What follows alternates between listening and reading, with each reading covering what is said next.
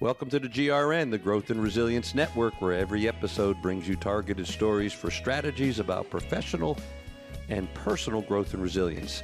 The intent of each episode is to educate, energize, and equip you with information and hopefully a bit of wisdom to apply in your life and within your community. Hi, I'm Steve Piscitelli, your host, and today I'm coming to you from my mobile headquarters. You see, we've left the island of Atlantic Beach, Florida, crossed the Intracoastal Waterway, and traveled into Jacksonville, Florida, to look into the connection between growth, resilience, and families facing emergencies, and in particular, the children of those families. Now, I want you to consider these statistics that I found in the Florida Senate Committee on Children, Families, and Elder Affairs. This was back in February of 2016. I'm just highlighting a couple of the statistics that caught my eye. Florida's poverty rate is slightly ahead of the national average. In Florida, nearly 15% of Florida adults are in poverty. A little more than 12% of Florida households are in poverty. Almost 11% of Florida children live in what's known as deep poverty. And of the Florida households living in poverty, nearly 71% have children who are younger than 18 years of age. Now, to help us sort through this and look at what an effective program does, for folks who are either facing poverty or homelessness, but in particular taking a look at the children involved, I'm fortunate today to be with Maxine Engram, the Children's Program Manager at the Sulzbacher Center here in Jacksonville, Florida. And before I forget, I want to give you the address so that you can see what these good folks do. www.sulzbachercenter.org. I'll post that also on the podcast platform. All right, so briefly, when you take a look at the Sulzbacher Center's mission, it's to empower homeless and at-risk women, children, men through health, housing, and income services, thereby restoring hope and self-sufficiency. So, Maxine, first, welcome. Thank you. Glad you're with us today. She has a beautiful smile radiating in this room. We're sitting in the Children's Center here, right? Yes. At the Sulzbacher Center. Tell us a little bit how the Sulzbacher Center does this. How does it empower? How does it help with restoring hope and self-sufficiency? Well, here at the Sulzbacher Center, we are fortunate to not only just have a place where we can keep men, women, and children and families safe, but we also can empower them through life skills classes, through money management classes, through medical and dental assistance, also through having compassionate as well as passionate case managers who are assigned to every one of the clients that come through the doors. We have case managers that work with single women. We have case managers that work with men, and we also have case managers knowledgeable about working with families, which would include the children. Mm-hmm. And this idea of the compassionate. Yeah. And it sounds like what you're doing with them, it's like a life skills course to sound somewhat academic, but you're teaching them all the skills that are just vitally necessary. And the idea of hope, because am I correct or way off base that when the folks you get here, when they come to you, have they lost hope, or is hope the thing that is keeping them going still, or is there something else there? Well, I'm not certain if when the clients get here, they are aware of how much they will meet knowledgeable people that can help give them hope.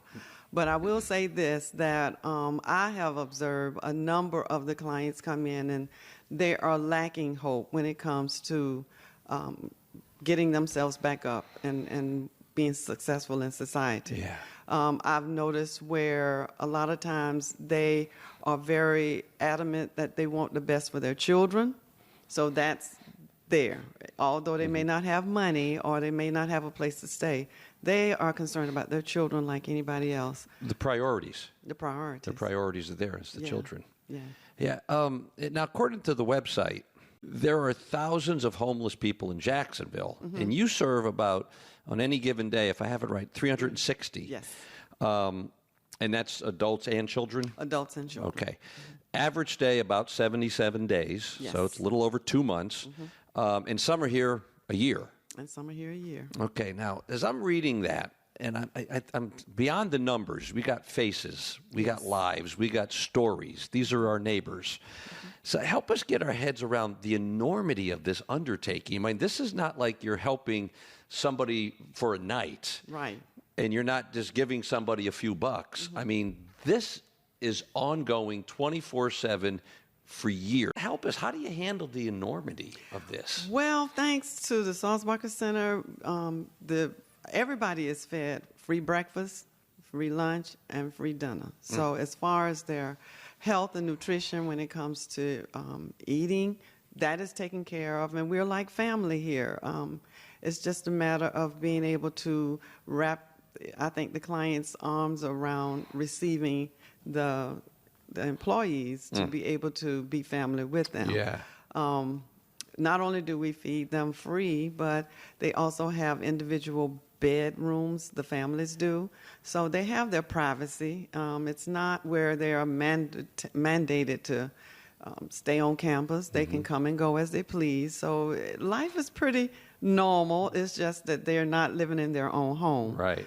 Same goes for the men and the women, the single men and women. And you don't do this alone. I mean, you have No. partners. Yes. Can you speak a little to the partners and the partnerships? Partnership with me, and I would love to put a plug in, is the Jacksonville Children's Commission. Okay, tell us a little about them. Okay, well, I would not even be here if it wasn't for them. They saw a need to have someone here at the center who could empower parents, most importantly, to be facilitators of their children's education. So hence, this particular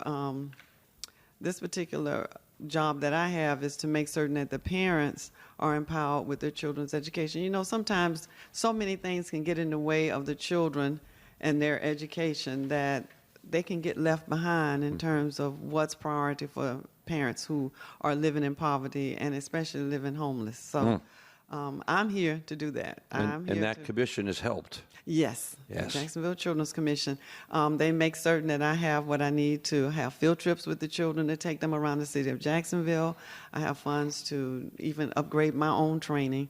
And they make certain that all of the children get a chance to be as normal as possible when it comes to summer camps and after-school programs. So All right. I'm truly grateful for that. Since given the room we're sitting in, the building we're sitting in, and what you've already been talking about, Sulzbacher is taking care of more than just adults. So let's spend the rest of our time speaking about your children's program. Okay. Okay. And it sounds like there's so many ways we can go with this, and this sounds that you're not only working with the children, but you're also you're working with the parents. Yes, most definitely. Yeah. Because they will not be here forever. So the goal is to empower the parents to step up and be there for their children. I think that the parents realize that they are the parent, but they come with so much lacking hope and not knowing how to navigate the system of the educational field. Want their children to succeed, but not knowing how to make that happen. Right. So my goal is I do a parenting class, and the whole class is centered around teaching them to have the right attitude about education, teaching them how to have a home environment that should at least look like they're giving a child space to learn. And then in addition to that, I do some other things like...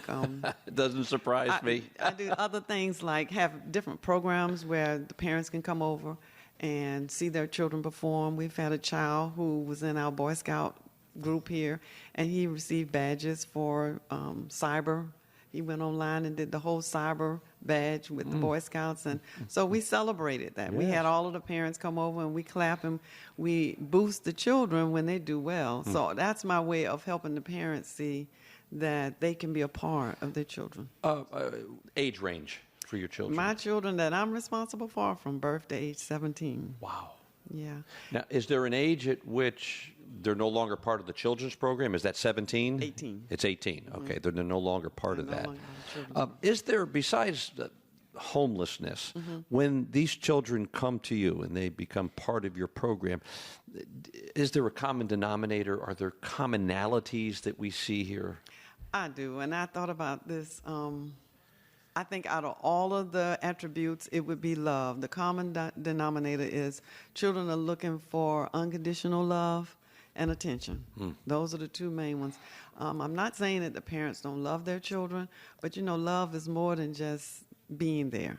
Love is also nurturing. Right. And I think the children that I've seen are lacking the nurture that it takes to empower them. What's their biggest challenge, the children? To me, the biggest challenge is to just kind of empower them. I've learned in being here 9 years that they're no different than children that have two parents and have a lot of money. All kids want to succeed. Some get there by way of their parents having the resources available, and then others, there are no resources unless there's somebody standing in the gap for them. I've seen it because of the grades that go up from all Fs to, making A/B honor roll, or from children who were sleeping in a car. I'll hopefully get a chance to talk about that, but became a part of the center, and as a result, ended up at UNF, University of North Florida. So wow. It's just empowering them to know that regardless to whether or not you don't have a home, you still have dreams and desires. And I'm here to make that happen. And a piece of that we just can't ignore is that once they have the safe housing. Right. I mean, if we just look at the basic hierarchy of needs, you have your survival needs, and then there's the security. Right. That's first. And then you start working on what you're talking about. And then Yes. there's the love, and then hopefully all the way up to that self-actualized Yes. person. And you're such a big part of this. Do they ever? Do the students ever come back after they've been released? Not released, that's the wrong term, but Yeah. once they leave. Once they leave. Do they come back and share with Miss Maxine what's going on with them? Not only do they come back and share, but they are on Facebook. They are coming to just want to walk back in the children's building because they have memories here. Or they will ask plenty of times, can I come back to your tutoring program? Or can I come back and go on the field trips with you guys? Because a lot of things we're doing now, once they get the home that they need, they may not still be up on their feet Right. to get a chance to do some of the things that they've experienced here. That's pretty powerful. Yeah. Yeah, that is powerful. And when I walked into to your center this morning, I saw your WOW board. Yes. Tell us just a piece about that. My WOW wall is my pride and joy. It is all of the children's grades from every 9 weeks as they go through the center here. I monitor those grades every 9 weeks, and I take a look at how well they've done before they came or as they got here. And then once they've been here for a while, and the children, for the most part, because of our tutoring program, I'm here every Tuesday and Thursday night until school is over. And I have a host of volunteers that come and work with me, and every child has their own tutor. And we sit here, we complete projects, we do reading for little kids who have to read 30 minutes a night, things that the schools are requiring, but parents just are not there when it comes to being committed to those kind of skills. So we're here all throughout the school, and then those grades come up as a result. And I was totally surprised because the very first time I got the report cards, I was not looking for good grades like that, but it has just empowered me to know to keep doing it. Keep doing it. So. And it's that positive reinforcement for the child. Positive reinforcement, yes. Yeah, and you have high expectations for them. I do, and I also throw in a little incentive. We go to Golden Corral every 9 weeks. Everybody that makes good grades. So, the idea of resilience, which is a theme in these podcasts. At first I had a question that is wellness and fostering resilience part of your program, which you can tell us a little bit about. But I'm also wondering if these children, because of what they have been through, if they're almost a model of resilience. They are. When you look at them, because if it wasn't for resilience, they would have given up. They are. So talk a little bit about resilience. The very first thing I observed when it comes to resilience is that the children really love their parents. I don't care where that parent is in life, going through substance abuse, bringing them here to the shelter. They come as a family unit, regardless to what the situation may be with the adults. For the most part, the children are resilient because they don't know that they are in poverty like we see them in poverty. Mm-hmm. And so they just kind of go along with the flow, and then we add those extras to it. A lot of times my older kids, my middle and high school kids, are where I have to do a little extra work because they're old enough to know that I'm at a shelter, that my mom has gotten me here for whatever reasons. And so they come with a little bit of that lack of hope also. Is there a sense of stigma that I'm homeless, and is that a problem in the school system? Is it even known in this? I mean, beyond maybe The teachers districts. and administrators, is it known? It's not known. We do all we can to make certain our children are incorporated into the mainstream at the schools without the stigma of being homeless. The district office is on top of that when it comes to making certain that she has all of the list of kids, but the schools are not aware that the children are living in homeless shelters per se. I've had a high school student who was sleeping in a car. This is one I talked about a little earlier. And when he finally got here, the only problem he had was he didn't want anybody to know he was living here.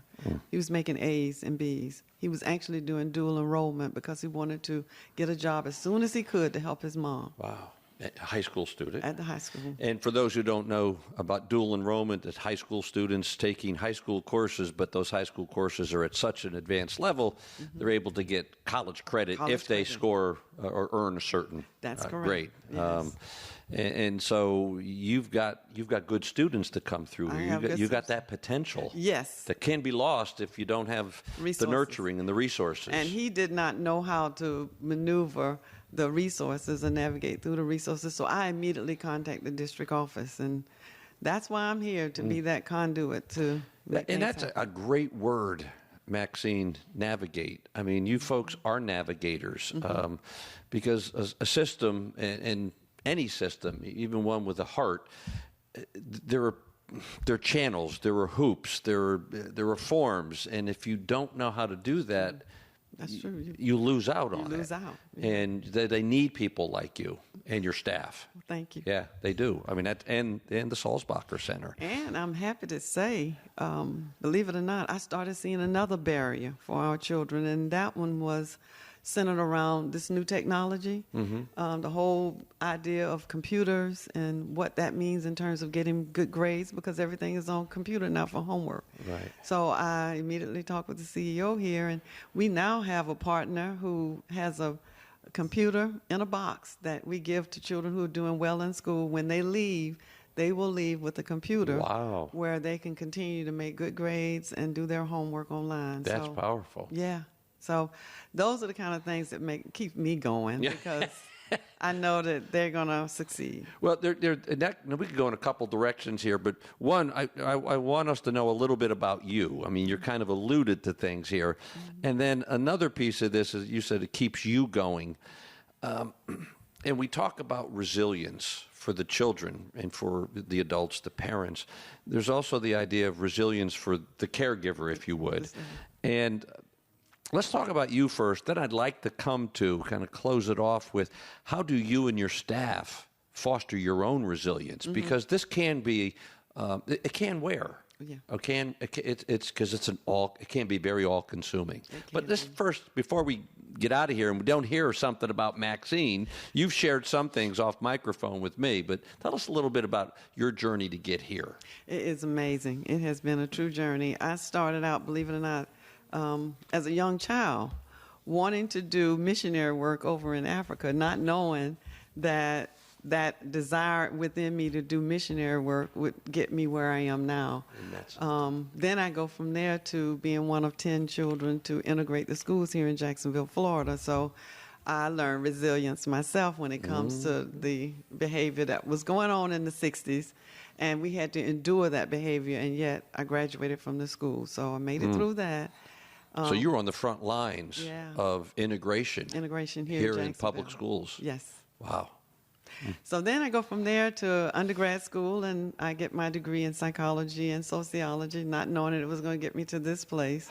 And then as a result, I'm in church, just to make a long story short, one day, and I hear someone announce that Sulzbacher, they were going to Sulzbacher to do volunteer. And I thought, well, I'm getting ready to retire. Maybe that's something I could just go volunteer and do. And got here, and they needed someone certified in the educational field to do the work here. So I think I took 1 week off from Duval County Public Schools to Sulzbacher, but it has been a journey.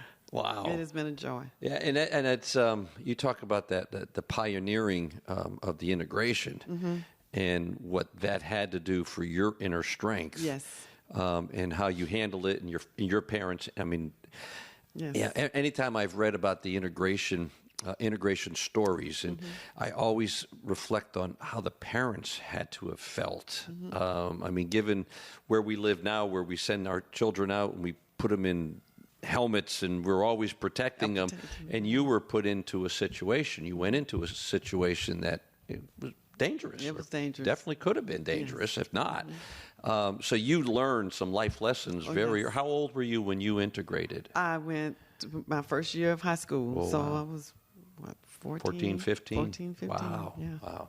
And you can bring that in helping the students. Oh, yeah, most definitely. How do you and your staff stay resilient? We stay resilient. Well, let How me do you speak pay about attention me. to yourself? Let me speak about me first. Okay, you do that. I stay resilient. I know it sounds weird, but when I see children leave here on a homework night with a science project and they'll tell me, wow, I can stand up and do my project like everybody else, that gets me excited.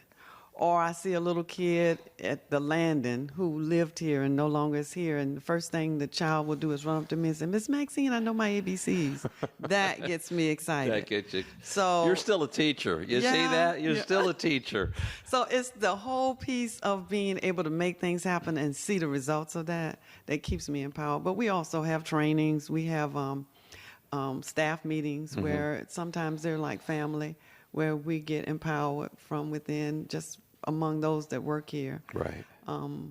We do birthdays, honor each other's birthdays, and it's pretty much like a family. So I think that's how we got to take care of each other. Right. Now, Have my to. personal staff that works with me, I have a coordinator that works with me, and her role is to take care of all of the babies from birth to 5.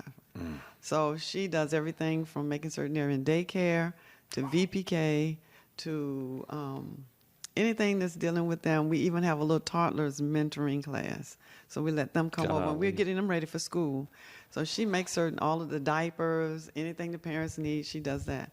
And then I'm responsible for ages 6 to 17. So right now I've just finished, for example, they need bus transportation for school. So somebody has to navigate that. So I've just finished doing that and waiting on the results so I can tell the parents what bus number their children will start school in. Yeah, you'd mentioned that the staff was passionate and compassionate. Yeah. And that we have to pay attention to that to keep the passion and the compassion. Yes. Because it can wear. Oh, yeah. It can wear. Oh, yeah. I think it wears more with the adults than it does the children, but they all live together, so we have to make things happen for everybody. Yeah. That's cool. Now, you got a big program coming up. Tell us just a little bit about that. Okay, it's our 18th annual Transformations, and the theme is It Takes a Village. This year, now I've gone to plenty of the transformations before, but this year we're going to honor all of the partners that help make things happen for our children, our families, as well as the single men and women.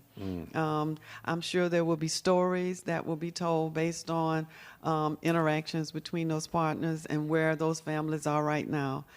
Every transformation has an example of a success story that will be discussed or delivered at the program. We also get a chance to just kind of meet and greet all of the partners and all of the people that pour into this center. And this is, again, the date? The date is Thursday, September the 29th, 2016 at the Florida Times Union Center for Performing Arts. Okay, and open to the public? And open to the public. There will be a cost.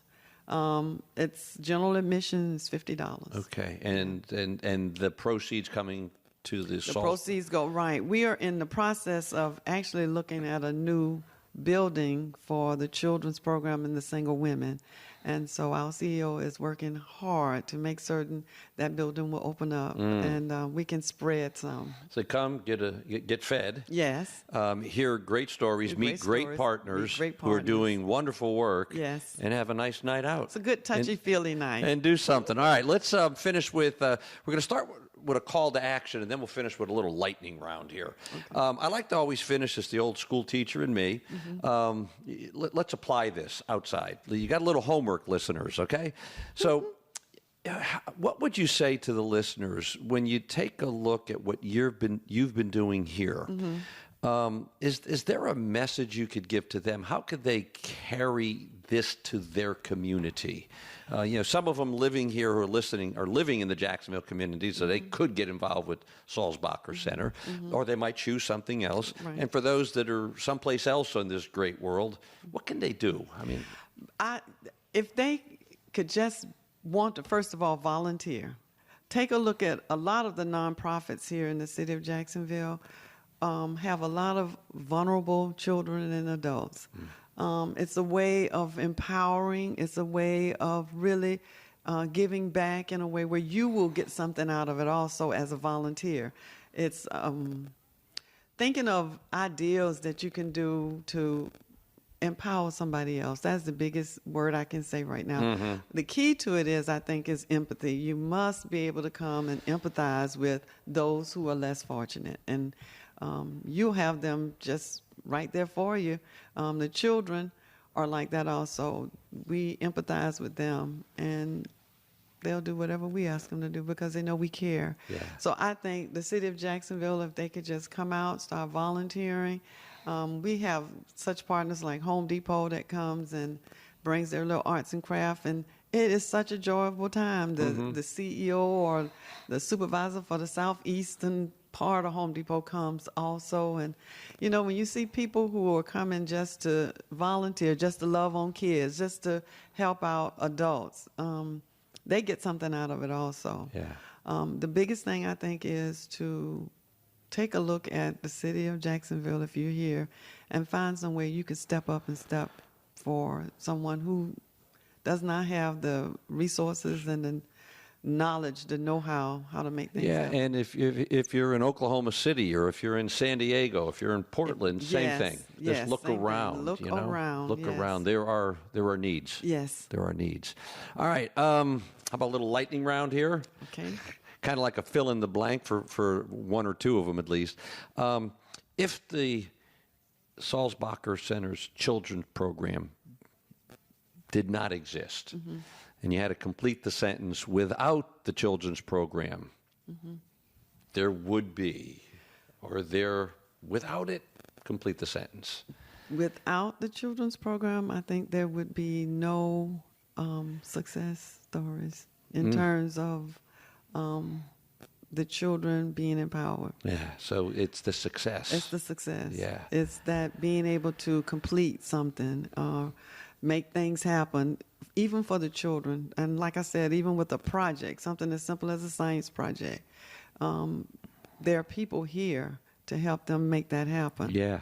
So it makes a difference without the children's Which program. goes right to, with the children's program, there is, and the first thing that popped into my mind, so I'm asking you to complete it, but I'm completing this, is you are, if not creating, you are stoking the fires of personal grit, personal persistence, which is so, so important. Yes. And you're showing them that it might be hard, you might fail, but that's what we're doing here at the children's program. Yes. It's resilience, it's grit, it's that persistence, the perseverance. It's powerful. It's a life skill. Yes, and it's a life skill. And most importantly, the parents have experienced some of life's woes, but the children get a chance. And so my personal goal, is to empower those children, to give them hope that it does not always have to be like it is right now. Why don't we finish with a most satisfying story? Okay. Okay. I have so many. I bet you do. I have a little girl who's right now lived here for almost a year, and she was an AB honor roll student, but she did not have the resources to make things happen and while she was living here. So we made certain she had those resources, and she had an individual tutor and stayed AB honor roll while she was here. As a result, she became a part of the honor society at her school. Ooh. And we surprised her and went when she was inducted into the program. So that was one successful story. How old? She is now in 8th grade. Eighth grade. She was, I think, in 6th grade when she was here. Yeah. Powerful. Okay, Quite give us one. Give us one more. Come on. Yeah, I know you have a bunch. I do. And then another one, like I said, the little kid who saw me at the landing was just, it was so powerful to me because at the time he was living here, we had tutoring during the school year, and he couldn't come in because he was not kindergarten age yet. But he saw something going on in this building. So what he did was he would come and knock on the door and just keep knocking, and I would go to the door and he'd say, I want to come in. I want to come to tutoring. And I would tell him every time, you're not ready yet. So finally, begging to go to tutoring. One night, he decided to go to his mom and ask for a sheet of paper. Now, he was, I think, 4 years old. And he went and got a blank sheet of paper and came back to the building and said, I have homework. I had to let him in. So that is the same child that I saw later on at the landing and said, I'm making AB honor roll. So I know that he's making it happen somewhere. Talk about persistence. Right there. Yes. Yes. Talk about persist, and that keeps you going, doesn't it? Yes, it does. That keeps you. This is wonderful. Is there any place on the website? And give us the website one more time. www.sulzbachercenter.org. .org. Mm-hmm. Is there a place on the website that shares any of these success stories? Yes, we have a Facebook, Sulzbacher Facebook, Okay. and we have constant stories that are there. All right. All the time. So go there, friend them, like them, and enjoy. Yes. All right, Maxine, this has been wonderful. I appreciate you because I know you're busy. You came from something before I got here. You're on your way to something as soon as we shut down the microphones. So thank you so much. You're welcome. For the hospitality. And thank you, listeners, for joining us today. Without you, there's no Growth and Resilience Network. I thank you for sharing our podcast with your family, your friends, your colleagues, community leaders. And if you get a chance, when you and if you're moved by these powerful stories, such as the ones that Maxine shared with us today, leave a review on iTunes as well. Visit my website, stevepiscitelli.com, for more information about upcoming conversations on the GRN and about my programs and other resources. And you can sign up for my newsletter at the same time when you visit there. And I promise I'll never spam you. So until we meet again, either virtually or somewhere in person around this great nation, this is Steve Piscitelli. Today, from my mobile headquarters here at the Sulzbacher Center in Jacksonville, Florida, wishing you and reminding you to choose well, live well, and be well. Bye-bye, folks.